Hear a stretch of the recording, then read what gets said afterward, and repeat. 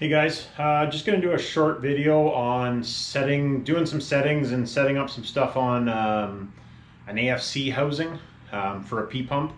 I think what I'm going to do after doing the video, I'm going to show some setup on the truck. So what happens when you do certain settings to them.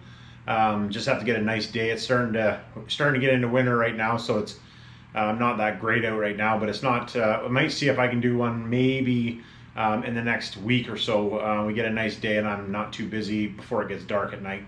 But anyways, here's the video and thanks. Here's the video. All right guys, got some questions on doing some AFC modifications. I did touch off on it a little bit on one of my other videos.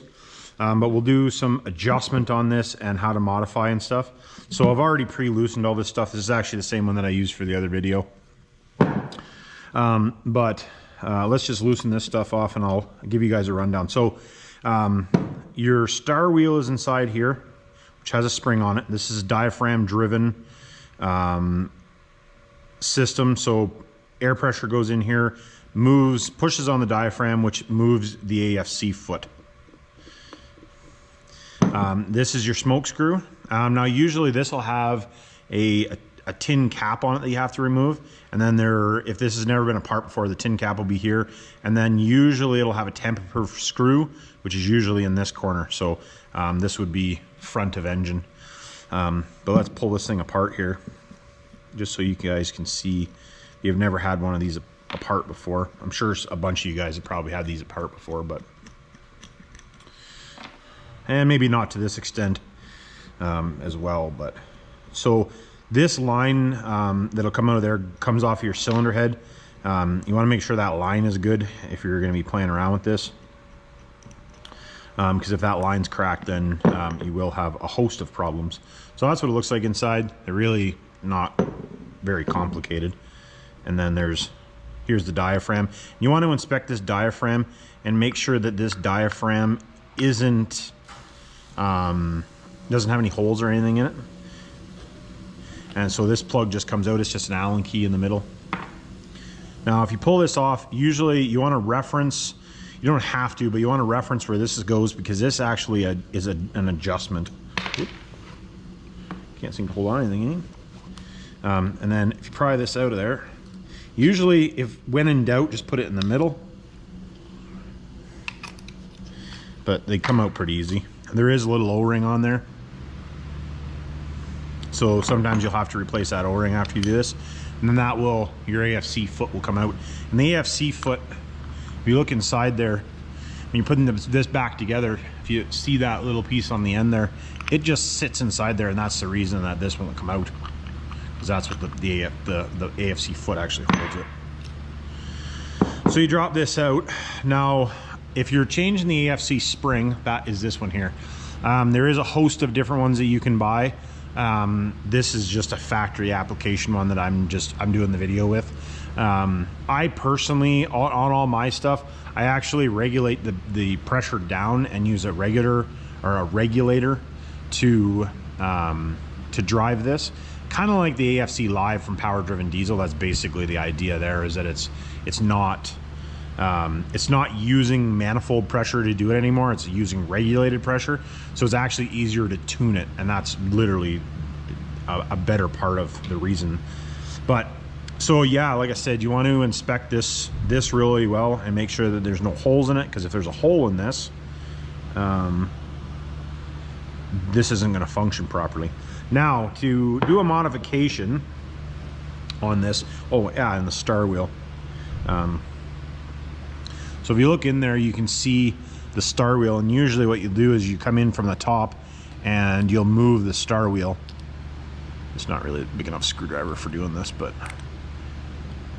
you can adjust it so that it's going to add, as it's coming in and out, because you're adjusting it like this, right? So if you add it this way, you're going to have more spring tension. You go the other way, you have less spring tension. So what you want to do, if you're going to take this thing apart, you want to cut 2 millimeters off the end of this. Not that a pen's very good for it, but you want to cut 2 millimeters off. You can go a little bit more if you want to, but what I'm going to do is I'm just going to run over and I'm going to cut this off with the grinder, and I'll be right back. Now, some guys actually, and I have done it in my lathe as well, some guys will actually chuck this in the lathe and turn it off. And there again, if you have a lathe, you can chuck it in the lathe and turn it if you want. You could do it in a mill, you can do it with a hand grinder, you can do it with a file, you know, mark it and just cut it off. You know, it really doesn't matter as long as when it's going full rack. It's nice if, like even this one, this factory one, if you can see there, isn't perfectly straight, but you know, if you make it perfectly straight, better off you are. But I'm gonna go cut this off and I'll be right back. So back, like I said, just cut 2 millimeters off the end of that. And what that does is it adds the amount that the rack can travel. Now, really when you're doing this, if you want to optimize the amount that the rack can travel, is you should be putting a Mac rack plug in it, which is on the very front of the pump, which you can sneak out on some pumps and some you can't. But if the pump is out, I would definitely do a Mac rack plug, whether you're planning on turning it up now or later. It's a cheap, you know, they're 20 bucks. So then if you ever do, then it's already on there and you don't have to worry about it. But worst case scenario, you can sneak them in. You have to loosen the pump off and slide it back. It's kind of a screw around to do it. But anyways, you can do that. So all this does is it's going to give you as much rack travel as you can have. So if you don't put the plug in there, you're going to bottom out on the plug versus bottom out on this. But, you know, if you're in here doing this, you can, you know, do it, get in here and do this. But so now that you've inspected all this, you know, I would usually, you know, you want to clean all this up, get all the oil out of it. You could even bead blast it if you have a bead blaster. So put this back together. So I guess I should put the spring back in. So put that back together. And like I said, when you're putting this back in, make sure, so this is the front of the engine. You want to make sure that you don't put this, which I don't even know exactly how you would get it in there. I guess you could get it in there, but if you put that like that, if you put that like that with the foot, that's the wrong way and you're not going to have any power. It's not going to be a good time. So now at this point, you can put this back in. So that's all it takes to do that upgrade. It literally takes, you know, after you take it off here, you can do all this in less than 10 minutes. So put this back in. And like I said, usually what I do is I'll mark this. And if you want to know, if you want to adjust it, if you're adjusting your travel, this adjusts this up and down. So I would, if you're adjusting full travel, I would adjust it. The proper way to do it is to actually put die on here and mark this, go through travel. But if you watch, when you push this, your foot actually goes up and down. So if you were to do the max travel part, if you push it all the way down, it definitely will catch the foot. But I'm just going to put this one kind of about 2/3 of the way, because I'm gonna have to take this apart and clean it all up before I would use it on something. But put this back on your AFC cover. Now for setting your AFC, or for your fuel screw, smoke screw.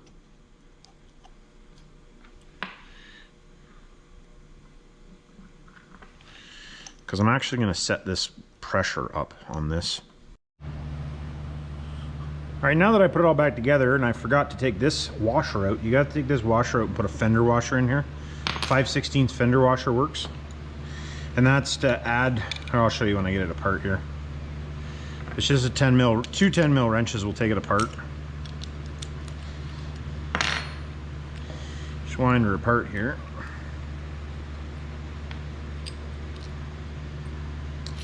And this washer has this big ridge on top of it.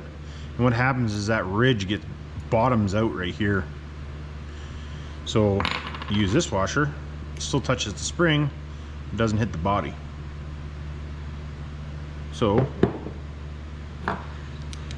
Now, I'll put it all back together again.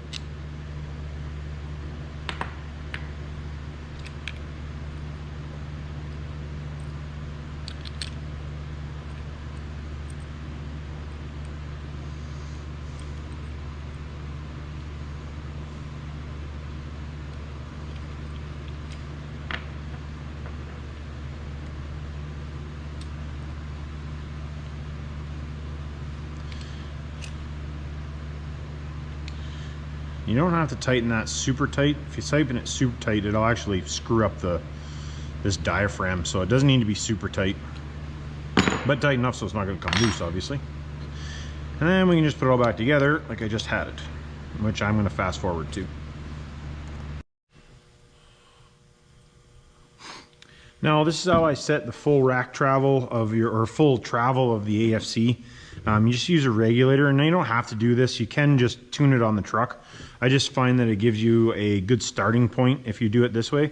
So what I do is, like I said, you're half a turn on your smoke screw, and you can turn that in more if you want more fuel out of the hole, or pre-boost fuel.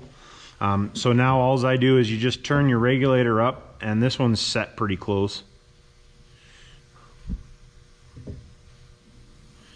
And you can see it moving there with very little force to start with.